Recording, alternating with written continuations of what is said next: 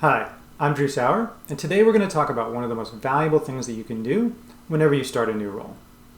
Now, most people, when they start a new role, they're focused on delivering value as quickly as possible, and that's a great thing. There's usually a few different ways to do it. People have heard of the 30-day plan. If you happen to have a really big role, it becomes the 30, 60, 90-day plan. But the approach is pretty standard. You talk to people, you try to find out what the core problems are, you come up with solutions, ideally a set of quick wins that you can implement immediately, and then a strategy for the bigger ones. And then by the end of your 30 days or 60 days or 90 days, you've got a detailed plan for how you're going to execute those longer term goals. Classic, very valuable, works very well. But for those of you who've taken my next level crash course, you understand that there are actually two things that you really need to focus on to advance your career. Results, which almost everybody does, but also relationships. And one of the things that I find is that when people start a new role, they hyper-focus on results and not as much on the relationships. And building a relationship plan, which is what we're going to talk about today, is one of the most important things that you can focus on to differentiate yourself and set yourself up for success whenever you have a new role. So the first step to building a relationship plan is figuring out who should be on it. And so I would suggest that there are 3 different sets of people that you really want to go through to find out who needs to be on your relationship plan. So the first is the formal org charts, right? The actual organization, who's your boss, who's your peers, who are your partners in other groups. They're listed on the org chart. This is the most obvious one. They should ideally hand this to you as part of your new role. Great, that's source number 1. Source number 2 is the informal org chart. And if you've heard of this, this is the idea that, when things actually operate in a company, it doesn't always look exactly like the formal org chart. Oftentimes there's a slightly different version with slightly different people playing bigger roles. So who knows the most about the product? Who do they go to when there's a customer issue?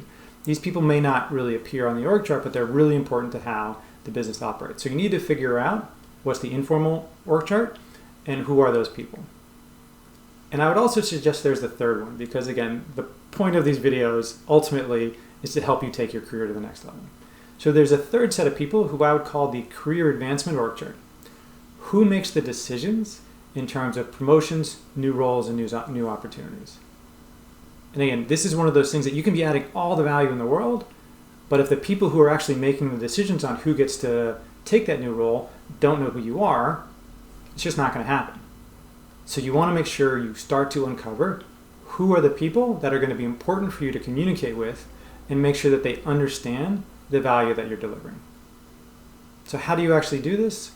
You start by meeting these people and trying to create a chain. So you've got your initial list, you go meet with somebody, and the goal of each meeting is to get at least one more meeting with a new person and a new name for your list. Simplest way to do is ask at the end of the meeting. So thank you for your time. Is there anybody else I should meet with? Good question. It's phrased a little bit where the answer might be no. So a better way to do it is to say, thank you for your time. Who else should I meet with? Who else do you think I should meet with? Because that presupposes that there are actually people that you should meet with. And so just again, I want to give you an example of a slightly different way to phrase the question that will increase the chances of you getting a positive answer and getting new names. And then the third way, which is actually one of the best, is to have a very specific topic that you're trying to build knowledge upon. So you can say, thank you for your time. I'm really trying to learn more about how our product works. Who do you think is the best person to talk to really understand the details of how it functions? And that's a great question because it's also doing 2 things. 1, hopefully you'll get a name of somebody to meet with, but 2, that's a great way to uncover the informal network, because ideally what that person's going to give you is who they think is the most knowledgeable on a product. And if you ask 5 different people that question, one name may keep showing up. Well, that would obviously be the person who most people believe really is the product guru, who knows it the best. And that's a great thing to add to your informal network.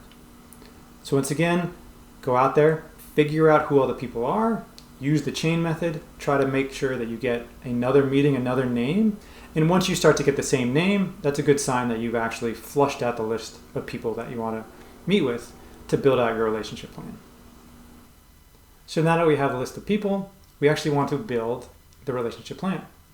And there are a million different ways to do this. It can actually get quite complicated. If you've ever been in a sales-focused organization, you know this can get very, very detailed. But today I want to give you a very simple version of how to manage it. And so all we're going to do is take this list of people, the people you've determined are important in some way to delivering value or advancing your career, and we're going to rate them on a 5-point scale. And then what we're going to do is identify a target, and the only goal is then to move them up the scale over time in whatever way you can. So here's what the scale looks like. As you can see, it starts with a -1. This is where somebody actually has a negative opinion of you. Should start blank. Your goal is to keep it blank. If anybody ever does have a negative opinion of you, you should focus on that and figure out how to at least get them back to neutral. What you don't want is somebody out there who has a negative opinion and can somehow derail what you're trying to do with your career. So keep that column blank. 0, they don't know who you are, lack of awareness. Everybody starts here, perfectly okay. And then you want to build up from there. So 1 is awareness. They actually know your name. They know, that you exist in the organization, what your role is. That's great. 1, awareness. 2 is you've built a relationship. And I define this as having had some one-on-one time. I think that's a differentiator. I don't feel like you can build a strong relationship within a group setting. So what you want to do is get that one-on-one relationship. Again, back to the beginning of the video, you want to do that by hopefully having this chain of meetings in your new role.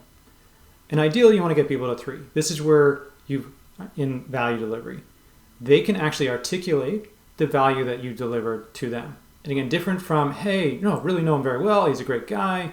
No, what you want to make sure is that they clearly understand the value that you are delivering in the organization and to them. That's where you want to get to. So what you want to do is, place everybody in there. There's going to be a bunch of 0s to begin with, probably your manager or some other people you've already built relationships with. That's great. And maybe somebody that even understands the value that you deliver. But you want to start out and then try to get as many meetings, try to move people to the right and start to deliver value. Works very simply. In this case, you can see an example here. This happens to be in a tool called Trello. No affiliation, I just happen to like it. You can do this in Excel, but I would highly suggest you write it down. And all you're doing is, hey, you had a meeting with Allison yesterday. You finally got that one-on-one. She moves from an awareness to a relationship. She moves from 1 to 2. And that's it. And so once you have this tool, you look at it once a week. You look at your week ahead and you say, who can I move to the right this week? And you do that every week, and I guarantee that you're going to make progress. And as you move people to the right, it's a really powerful way to improve your professional brand, to make sure people know who you are and what you can deliver, which I guarantee is going to help with your career advancement and getting you to where you want to go in your career. So I hope you found that useful. As always, if you want some more in-depth videos, you can check out my next level crash course. If you just go to drewsaur.com/next level, you can sign up for free. So again, I hope this was useful, and I look forward to seeing you next time.